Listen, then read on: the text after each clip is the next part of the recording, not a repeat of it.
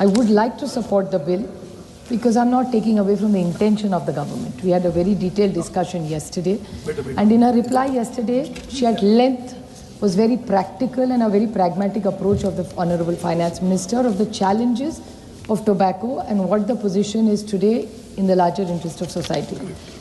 But my first question to the Honorable Finance Minister is why in the form of cess? Just yesterday in a reply, sir, you were present there. She talked about taxation at length, and we have no objection to any of taxation. इसे सरकार चलेगी कैसे अगर जब tax नहीं collect होगा तो? And we are happy to pay tax on these demerit goods. But why in the form of cess specifically for this? And the other question I would seek I hope she indulges us in a clarification. My very learned friend who spoke extraordinarily well today is Sumati. She also asked the same question, is that if this cess ever has to be doubled, they don't need to bring it back to Parliament. We are not against it. We will support any such thing if you want to increase taxes on any good which is not good for society at large. We will support the government. GST अच्छा bill आप लाए, हम आपके साथ खड़े रहे.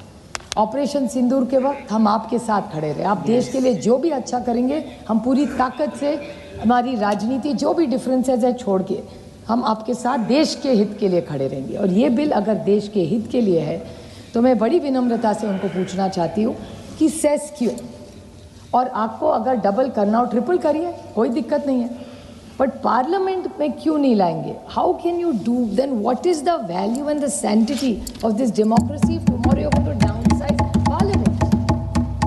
हम चुन के क्यों आते हैं सर? अच्छी चर्चा आपने भी बड़े, आज आपका बड़ा लंबा भाषण हुआ, उसके भी मैं थोड़े आपको क्लैरिफिकेशन, आपका भी बहुत अच्छा सर भाषण हुआ है, हमेशा ही अच्छा होता है.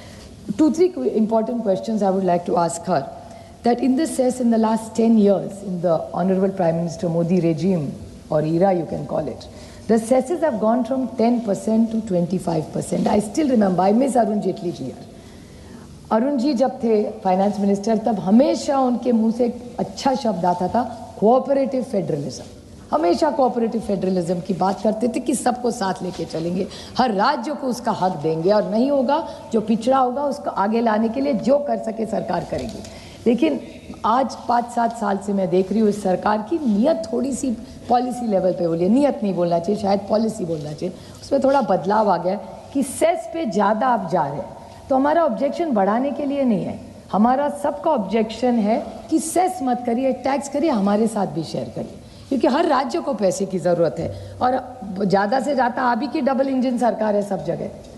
तो फिर दिक्कत क्या है? फिर सेस क्यों है? ज़्यादा तो आप डबल इंजन सरकार चलाते हैं देश में, तो फिर राज्यों को देने में दिक्कत क्या है? यही हमारी सबकी मांग है. Sir, there is another thing I want to ask for a share clarification. I am not yielding sir, that I want to know what it is the split between health and national security. आप health के दीजिए, अच्छी बात है, देश के आरोग्य के लिए आपकी सरकार कुछ कर रही है, हम उसका स्वागत करेंगे. और नेशनल सिक्योरिटी में तो ऑब्वियसली सरकार के साथ ही रहेगी ऑपोजिशन, जैसे मैंने पहले कहा ऑपरेशन सिंदूर में आपके साथ खड़े रहे हम. लेकिन ये स्प्लिट क्या होगा, इसके बारे में भी कोई क्लैरिफिकेशन सर आया नहीं है. तो अगर उनके रिप्लाई में ये कह सके तो अच्छी बात होगी. मैं पॉइंट्स रिपीट नहीं करूंगी, लेकिन ये जो बिज़नेस है सर, ये एक हाई प्रॉफिट मार्जिन का बिज़नेस है, इसमें टैक्स इवेजन हो सकता है, मैं मानती हूँ, और सिग्निफिकेंट एडवर्स, ये पब्लिक हेल्थ के लिए बहुत ख़राब है, जिसके बारे में प्रोफेसर रॉय ने भी ये कहा.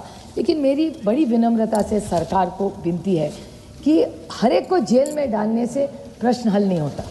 सर, हमने इनकम टैक्स है, इंसॉल्वेंसी है, सब में हम सब मिल के काम करते हैं, और हमारी कोशिश रहेगी कि अगर आप आदमी को जेल में डालो, उससे क्या हाल होगा? ये जो इंस्पेक्टर राज बढ़े जा रहा है, उससे वो हैरेसमेंट ही होगा. पता नहीं सच हो या झूठ हो, लेकिन अगर कोई बिजनेस कर रहा हो, मैं तो इस बिजनेस के खिलाफ हूँ, मैं तो चाहती हूँ कि ये पान मसाला और गुटखा बैन ही हो इस देश से. पर ये चीज़ें हो नहीं सकती, मैं जानती हूँ कि हमने तो महाराष्ट्र में गुटखा को बैन किया, इतना ब्लैक में चलता है सर, मैं क्या बताऊँ आपको. कल मैं बोल चुकी हूँ उसके ऊपर, और किसी भी आज देश में किसी के राज्य में खिलाफ में नहीं बोल रही हूँ, न होम मिनिस्ट्री के किसी खिलाफ बोली, पर किसी के राज्य में आप जाइए सर, कॉलेज के पास जाइए, इतना अच्छा रूल पार्लियामेंट में बनाया कि पास में गुटखा या तंबाकू नहीं मिल सकती, लेकिन हर कॉलेज और स्कूल के पास में आजकल मिलता है सर. ये दुख की बात है. और ये हर राज्य में हो रहा है। मैं किसी सरकार के खिलाफ नहीं बोल रही हूँ, जो वास्तव है। हम सब के घर में बच्चे हैं, लेकिन इसमें हम बदलाव कैसे लाएंगे, इसके बारे में हम सब ने सर सोचना चाहिए। और ये सेस का सर, मैं CAG का रिपोर्ट कोट करूँगी सर, जो पेपर में आया है। मैं कोई फाइनेंस एक्सपर्ट नहीं, मैं कल भी कह रही हूँ, मैं हमेशा कहती हूँ, लेकिन ये एक सेंटर का एक रिपोर्ट है, CAG का रिपोर्ट है सर, जो पेपर में है। मैं टेबल भी कर सकती हूँ, नहीं तो कोई वहाँ से फिर निशिकांत जी नाराज़ हो जाएंगे कि ये वो आप भी थोड़े आज मेरे पे नाराज़ हुए वो रिपोर्ट के लिए IMF के। लेकिन जो मैं पेपर में पढ़ती हूँ सर, थोड़ा पढ़ लेती हूँ, उसी से आपको बोलना चाहती हूँ कि जो हेल्थ सेस है और एजुकेशन सेस है, मैंने बहुत बार जब बजट पे भी बोली हूँ सर, बहुत बार मैंने इनसे पूछा है कि ये सेस कलेक्ट करते हैं आप, वो कलेक्शन, वो पैसा सचमुच वहाँ जाता है क्या? और CAG का रिपोर्ट कहता है, सर मैं विपक्ष में हूँ इसीलिए सिर्फ टिका नहीं कर रही हूँ, लेकिन CAG रिपोर्ट कह रही है कि health cess, education cess, investor education and protection fund and monetization of national highway fund, ये सारा जो पैसा कलेक्ट हुआ है और जिसके लिए कलेक्ट हुआ है उसमें पूरा नहीं खर्च किया हुआ है सर। तो ये CAG की रिपोर्ट है। तो मैं फाइनेंस मिनिस्टर जी से जवाब मांग रही हूँ कि उसका पक्का क्या हुआ, पैसा कहाँ गया? अगर CAG की रिपोर्ट कह रही है नहीं गया, तो पैसा गया कहाँ?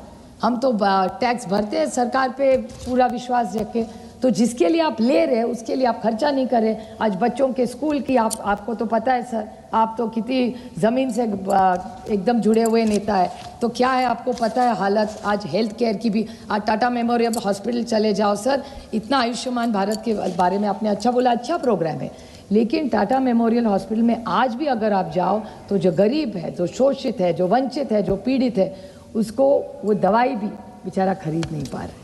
सरकार कोशिश कर रही है, मैं नहीं कह रही हूँ सरकार कोशिश नहीं कर रही है, लेकिन जितना करना चाहिए उतना नहीं हो रहा है। अभी साइंस टेक्नोलॉजी कमेटी लेके हम लोग गए थे, विजिट किया है जी, और काफ़ी वहाँ पे सजेशन दिया है, कोशिश हो रही है सर, मैं कह रही हूँ। और सर फिर दूसरा एक इशू है जो फिर भी पेपर में है, मैं टेबल भी कर सकती हूँ वो पेपर, कि centre has not transferred 3.6 lakh collection, that is what the CAG report for the oil industry. एक मैं उदाहरण में आपको सर बोल रही हूँ सर, अगर ये ऑयल इंडस्ट्री के लिए अभी पैसा सबसे ज़्यादा हमें कहाँ जाता है सर, ऑयल इंडस्ट्री में ही जाता है, तो हमारा पैसा बाहर जा रहा है उसके कारण। तो ऑयल इंडस्ट्री के लिए अगर 3.6 लाख करोड़ सर, छोटा 2 मिनट ही सर, अगर हो रहा है तो क्यों नहीं वो पैसा गया? ये CAG की रिपोर्ट कह रही है, मैं नहीं कह रही हूँ, मैं आरोप नहीं कर रही हूँ सरकार पे।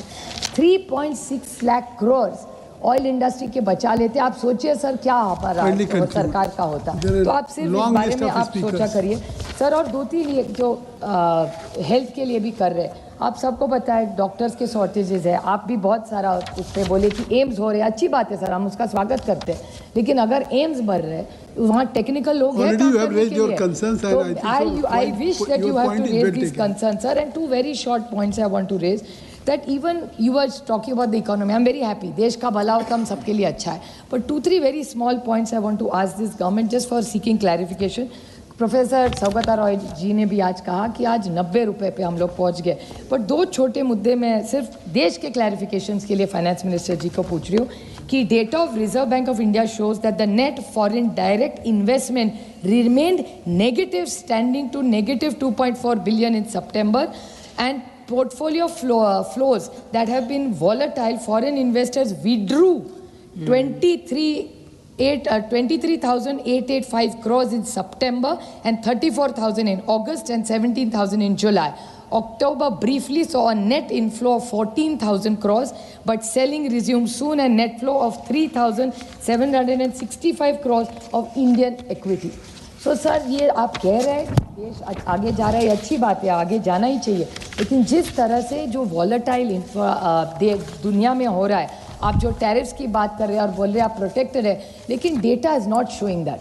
सो if kindly the honourable finance minister would even clarify to us what is the real global scenario. Let's not only run after numbers. जो वास्तव है, आज महंगाई सर बढ़ रही है. आप अगर भाजी मंड घर जाए तो भाभी को पूछेंगे तो भाभी आपको बता देगी कितनी महंगाई बढ़ रही है. तो इस बारे में आप जरूर सोचिए.